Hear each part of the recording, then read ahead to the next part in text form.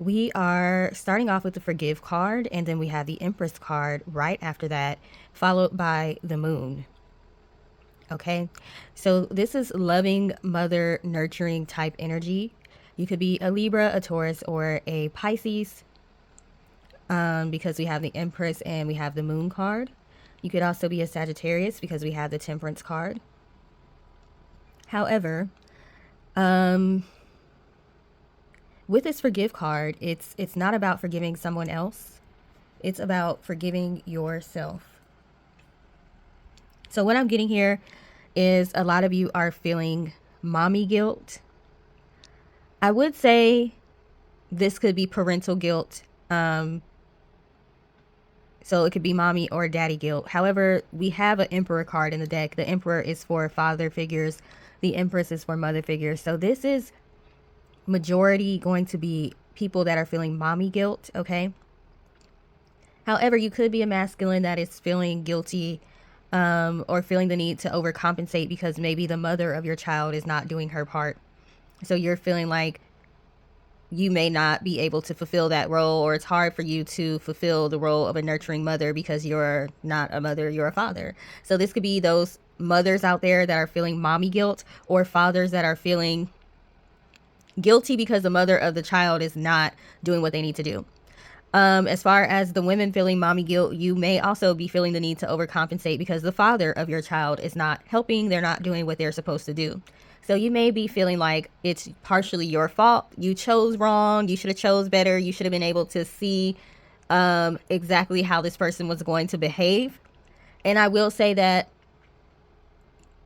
we can look at people's past behaviors and their present behaviors and try to predict what they are going to be like as far as a partner or a friend or a parent, a co-parent.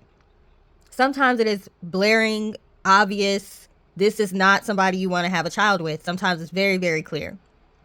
Other times it's not. A lot of the times you don't know until you have a child with that person.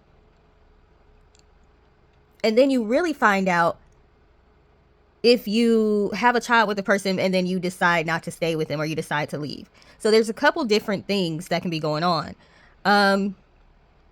This man or woman could have been an excellent father or mother while you all were in a relationship, while you were living together, while you were happy with each other, while you were allowing this person access to you. Maybe they were a great parent, but it didn't work out as far as the relationship, so you all decided to end it, and that ended them being a great parent, okay? This is why I tell people, don't get too high and mighty on your high horse. If you have a child within wedlock, don't get too high and mighty looking down on people who have children outside of wedlock, because guess what? Divorces happen.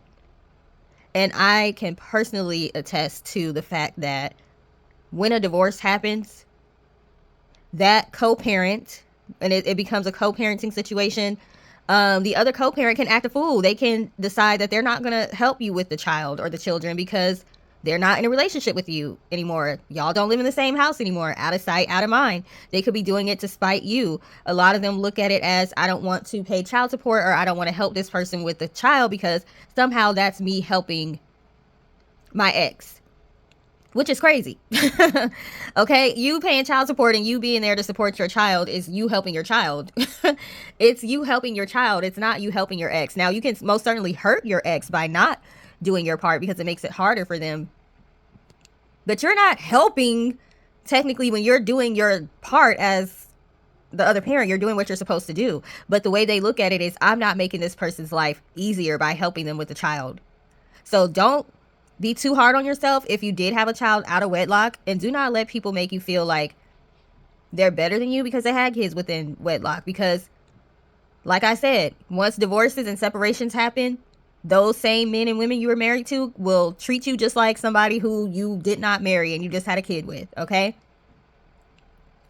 You see people's real colors when you break up.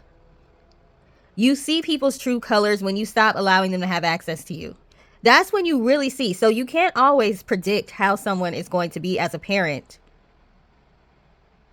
Sometimes you don't know until you have a kid with him. Sometimes you don't know until you're not in a good place with them, and you get to see, okay, are they going to let this affect how they treat our child? There's a lot of people that are in relationships that they're not happy in, but they don't want to leave for the sake of the children, because they know that if they leave, there's a possibility that that person could change up and switch up. That's why you see a lot of people staying in relationships that are not healthy.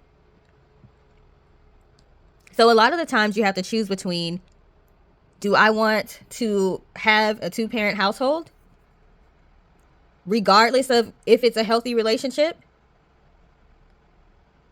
Or do I want my child to grow up in a household where the parents are not together, but they're not seeing fighting, they're not seeing arguing, they're not seeing abuse, they're not in a dysfunctional situation? Should I keep my dysfunctional family together for the sake of saying I have a 2-parent household? What I'm getting from this reading is that you all decided to take the other option and to not stay in a toxic relationship or in a situation where you weren't happy. But you may be suffering now the consequences, in quotation marks, because now that person isn't helping you.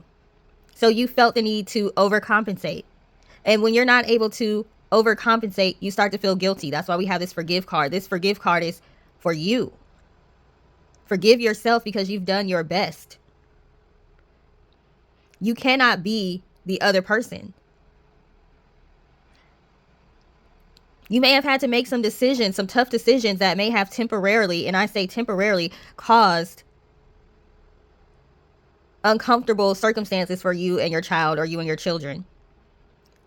Leaving a relationship and having to pay all the bills by yourself. You have less money now. You have less discretionary income. You can't do as much as you could, buy as many fancy things as you used to be able to do for your children. You may have had to downsize. You may have lost a car. You may have lost a house.